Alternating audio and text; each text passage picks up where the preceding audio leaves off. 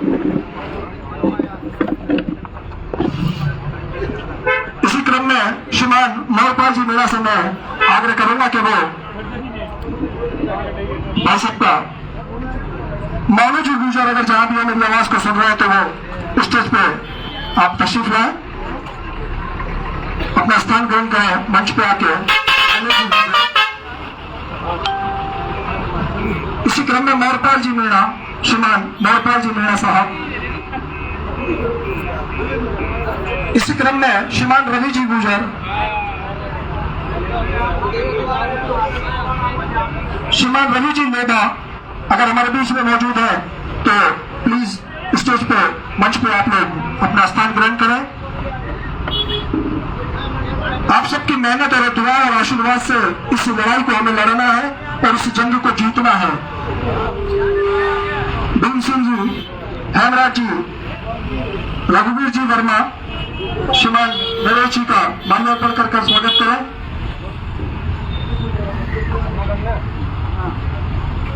रघुवीर जी वर्मा, भीमसेना अध्यक्ष छबड़ा से जो हमारे बीच में यहाँ पर पहुंचा है। एक और चीज मैं आपको बता दूं कि ये वो चुनाव है जिसमें भाई नरेश मीणा वो शख्सियत है जिन्हें 36 कौमों का प्रेम और आशीर्वाद प्राप्त है। ये चुनाव किसी एक व्यक्ति का चुनाव नहीं है, ये 36 कौमें भाई को आशीर्वाद दे रही है और आपका प्यार और आपका आशीर्वाद श्रीमान नरेश जी मीणा के साथ 36 कौमों का आशीर्वाद है और यही वजह है कि हम इस किले को फतेह करेंगे।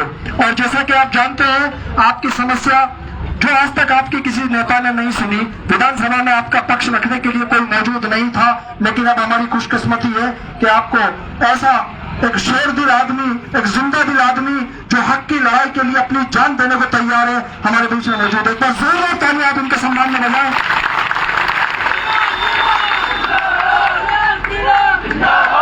और मैं बारी बारी से गुजारिश करूंगा, सभी वक्ता जो बोलना चाहते हैं वो आकर इस चुनावी माहौल में अपनी बात को रखें, अपनी पीड़ा को रखें। आपके साथ 5 साल में क्या कुछ ऐसा है जो आप इस गांव के लिए कराना चाहते हैं, कहना चाहते हैं?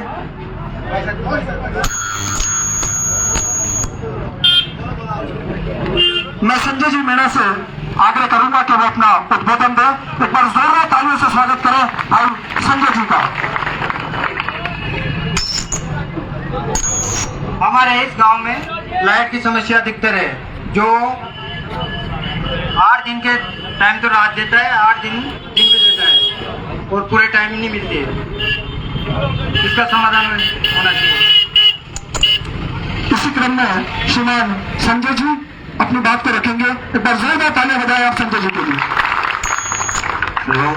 यहाँ पर भाई साहब नरेश जी मीणा यहाँ पर मुख्य अतिथि के रूप में पधारे हुए, मैं उनका सबसे पहले बहुत हार्दिक स्वागत करता हूँ। और यहाँ पर जिलाध्यक्ष मीणा समाज के घासीलाल जी मीणा, उनका भी तहे दिल से स्वागत करता हूँ। और सभी यहाँ पर मेरे युवा साथियों, आप यहाँ पे इतनी तादाद में आए, उनको आपका बहुत हार्दिक शुभकामनाएं मेरी तरफ से। और मैं एक गुजारिश कर दूंगा भाई साहब, हम सबके बीच में आ गए तो आपसे 2 बात जो भी खाएंगे वही खाएंगे भाई साहब।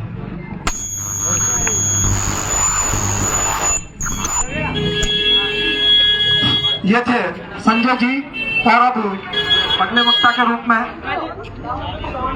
तो मैं सीधा ही उनको आवाज देने जा रहा हूं जिनको सुनने के लिए आप काफी देर से यहाँ पर मौजूद थे। एक बार जोरदार नारा लगाएंगे मेरे साथ, नरेश मीणा जिंदाबाद, नरेश मीणा जिंदाबाद, भाई नरेश जी मीणा।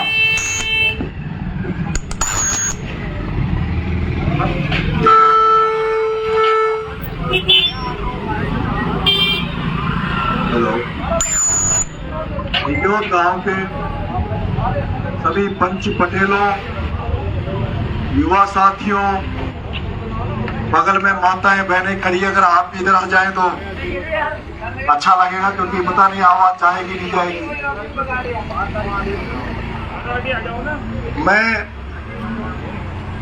पिछले समय से छबड़ा छिपाबड़ोद की जनता के बीच में घूम रहा हूं, मिल रहा हूं, काम करने का प्रयास कर रहा हूं। और जब राजनीति और सामाजिक जीवन में आप काम करते हैं तो आपका मन करता है कि राजनीति में काम करें तो आपको कोई ओहदा मिले, पद मिले। मैं भी सोचता था कि छपरा में 70 साल से भारतीय जनता पार्टी एक ही घर में टिकट देती है।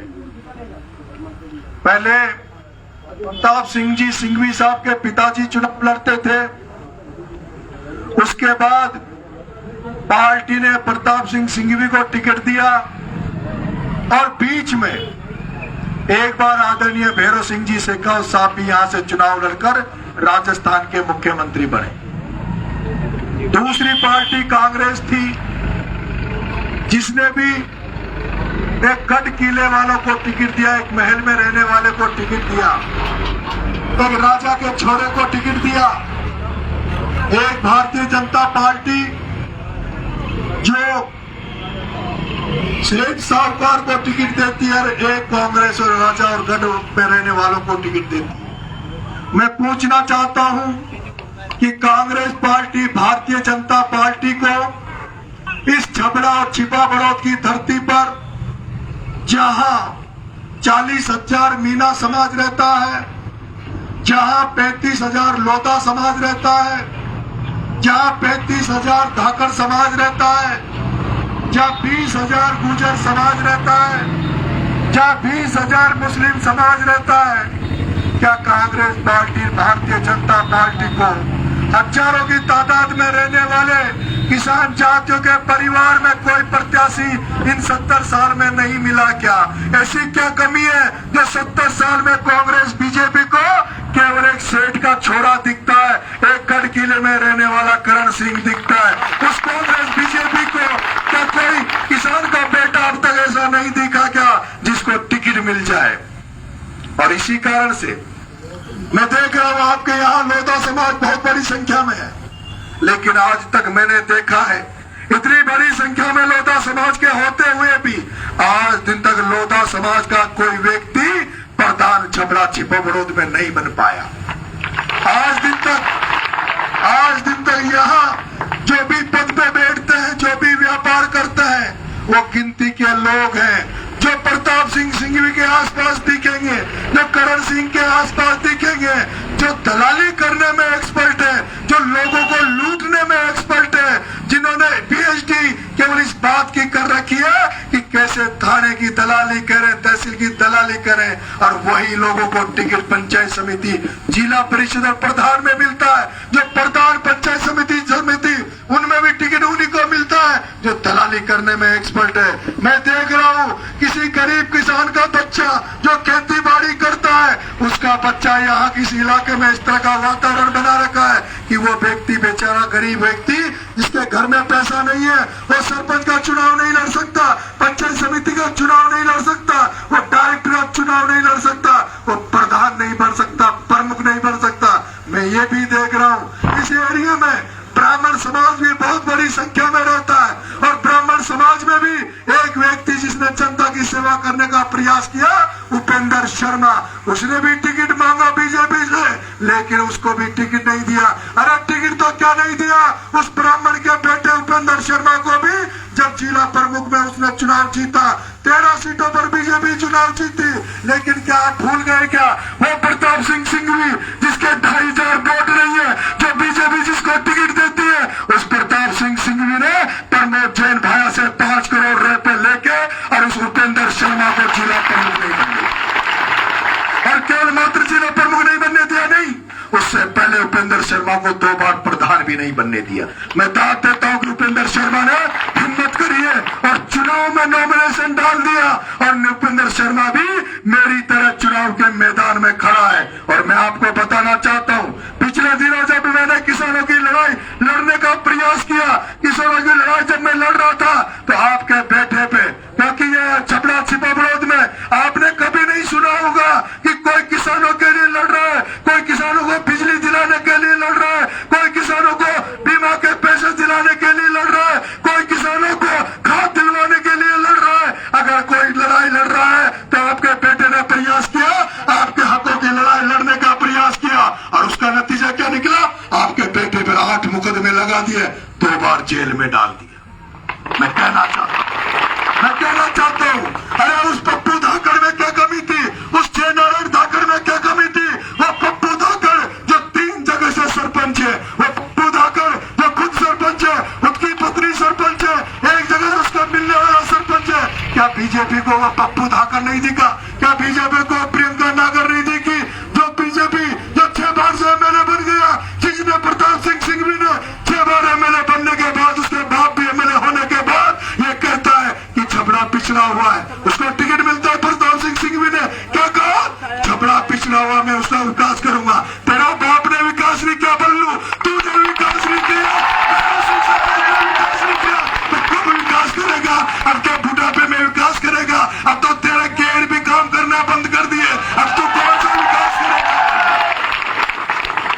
और वो करण सिंह राठौड़, जिसने नगर पालिका का चेयरमैन का चुनाव था 8.5 लाख में नगर पालिका के पार्षदों को बेच दिया। वो करण सिंह राठौड़, जिस करण सिंह राठौड़ ने जब छपरा में कांग्रेस का प्रधान बनने वाले थे, मान सिंह जी धनोरिया जो गुर्जर समाज से आते हैं, मान सिंह जी धनोरिया को कांग्रेस पार्टी ने सचिन पायलट ने प्रधान का सिंबल भेजा था कि मान सिंह धनोरिया किसान का बेटा प्रधान बनेगा। लेकिन क्या हुआ, इसी करण सिंह राठौड़ ने उस मान सिंह धनोरिया को जो डायरेक्टर कांग्रेस से बने थे वो नहीं मिलने दिया और मान सिंह को कोई वक्त नहीं दिया। आज आपके बेटा मैदान में, ये जो बाकी लोग लड़ पा रहे नहीं लड़ पा रहे, लेकिन हम सब लड़ रहे हैं। मैं आपको सौगंध दे रहा हूं, कसम दे रहा हूं, मुझे वोट देना मत देना, लेकिन मैं आपसे निवेदन करना चाहता हूं, अगर आपको वोट देना है तो किसी किसान के बेटे को देना जो खेती बाड़ी करता हो, जो खेतों के बारे में जानता हो, जो जानवरों के बारे में जानता हो, जो आपके दुख दर्द को समझ सकता है, जो आपके संकट को समझ सकता है, उसको वोट देना। अगर आत्मा में आपके नरेश मीणा बसे तो नरेश मीणा को वोट देना, उपेंद्र शर्मा जमे तो उपेंद्र शर्मा को वोट देना, जयनारायण धाकड़ जमे तो जयनारायण धाकड़ को देना।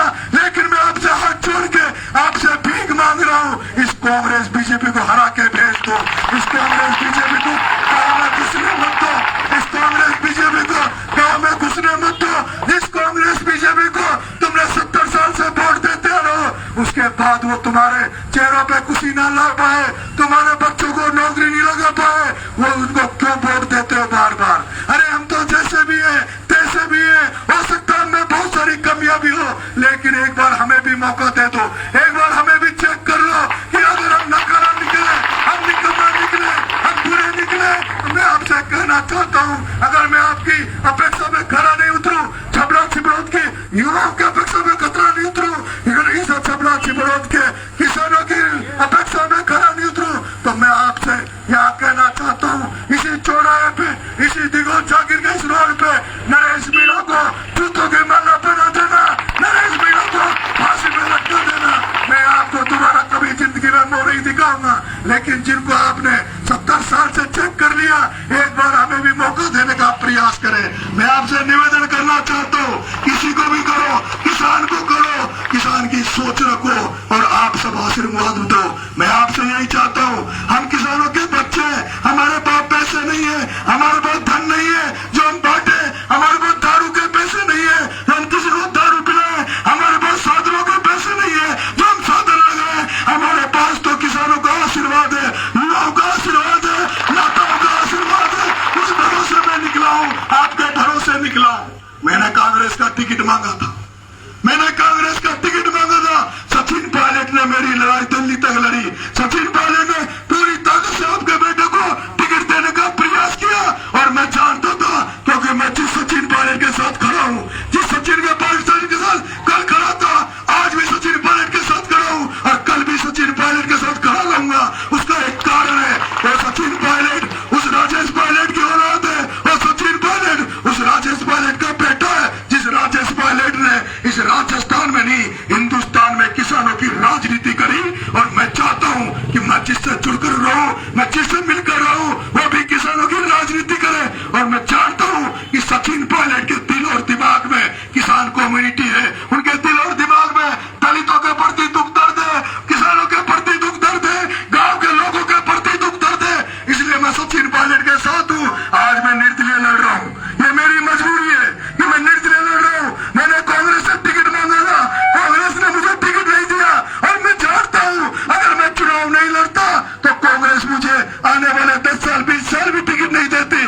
जिस तरह से सचिन पायलट मेरे साथ था, जिस तरह से जनता जनार्दन मेरे साथ थी, तब भी इन्होंने मुझे टिकट नहीं दिया, तो ये क्या गारंटी है कि आने वाले 10 साल 20 साल ये मुझे टिकट दे देते। इसलिए मैं फिर टिकट कटने के बाद जयपुर में बैठ गया था, छपरा छिबरौद के मेरे युवा साथियों ने फोन किए, भाई साहब आ जाओ, टिकट जनता देगी, एमएलए जनता बनाएगी, पार्टी केवल टिकट देती है, जनता के पास है वोट, जनता आपको एमएलए बनाएगी। आप हिम्मत करो, आप हौसला करो और आप अभी इन लोगों के बीच में आओ। मुझे आशा नहीं थी, मुझे उम्मीद भी नहीं थी कि मुझे इस तरह का प्यार सहयोग आशीर्वाद मिले। मिलेगा। मैंने 2 दिन पहले घोषणा करी, मैं नामांकन भरने जा रहा हूँ, एक गाड़ी नहीं लगाई, 1 रुपया किसी को दिया नहीं, और हजारों लोग छपरा की धरती पर आपके बेटे को आशीर्वाद दिया। और मुझे खुशी हुई जब मैं आज आपके इस एरिया में, कल हमने डिक्लेयर किया कि हम आज हरनावदा की तरफ गांव में घूमेंगे, तो मुझे आज बहुत बड़ी खुशी हुई। जिस तरह का आशीर्वाद मुझे बंजारे के चौराहे पे मिला, जिस तरह का आशीर्वाद आदरणीय काशीलाल जी के नेतृत्व में हरनावदा में मिला, और मैं 20 साल से छात्र राजनीति कर रहा हूँ, बच्चों के बीच में चुनाव लड़ता हूँ, मैं जब सड़क पे निकलता हूँ तो मुझे पता लग जाता है कि लोगों की भावना क्या है। हरनावदा की सड़कों पे जब मैं निकला तो जिस तरह से हरनावदा के व्यापारी, हरनावदा के किसान, जो ठेले वाले थे, जो लोग थे, वो मेरे को देख के खुश हो रहे थे, दूर से हाथों से आशीर्वाद दे रहे थे। मुझे विश्वास हो गया ये छबड़ा चिपा बड़ौद की जनता अब जाग गई है, कांग्रेस बीजेपी के टिकटों को भुंगरडी बना के वापस दिल्ली भेज देगी, और नरेश मीणा को एमएलए बनाकर विधानसभा भेजेगी। और आपका बेटा विधानसभा में पहुंच गया तो उसी तरह से लड़ाई लड़ेगा जैसे बिजली वाले अय्यन का इलाज किया, जैसे थाने कचहरी का इलाज किया। मैं आपसे कह देना चाहता हूं, जब से नरेश मीणा आपके इलाके में आया है, 129 का झूठा केस किसी किसान पर पुलिस की औकात नहीं हुई जो किसी झूठा केस में अभी में फंसा दे। आपके बेटे को बना दो, पुलिस झूठे केसों में किसी को फंसा नहीं सकती, किसी निर्दोष को थाने में पिटाएगी नहीं। और एक निवेदन मेरा ये है, मेरे पास कोई नेता नहीं है, मेरे पास तो जो है मैं हूँ, केवल मैं हूँ, और मैं केवल आपका हूँ। मेरे और आपके बीच में कोई दलाल नहीं रहेगा, मेरे और आपके बीच में कोई एजेंट नहीं होगा जो ये कहेगा कि नरेश मीणा से मैं तुझे मिलवाऊंगा। अगर आपने एमएलए बना दिया, सीधा एक बात कहना कि हम वहां गांव से बोल रहे हैं, आपका बेटा आपकी मदद करने के लिए तैयार है। मैं आपसे एक गुजारिश और करना चाहता हूं। आपके पास एक धामरिया गांव है और मैं वहां का दामाद भी हूं। मैं चंपालाल जी मीणा का दामाद हूं। इस दामाद को, इस जवाई को पूरा आशीर्वाद देना। इस जवाई और दामाद को आपने टावल उड़ाए होंगे, मेरी घरवाली को लूगड़ा उड़ाया होगा। अब मुझे टावल नहीं मांग रहा, मैं लूगड़ा नहीं मांग रहा, मैं नारियल नहीं मांग रहा, मैं तो आपसे केवल वोट मांग रहा हूं। आपका आशीर्वाद मुझे दे देना। इसी के साथ आपको बहुत बहुत धन्यवाद। राम राम साहब।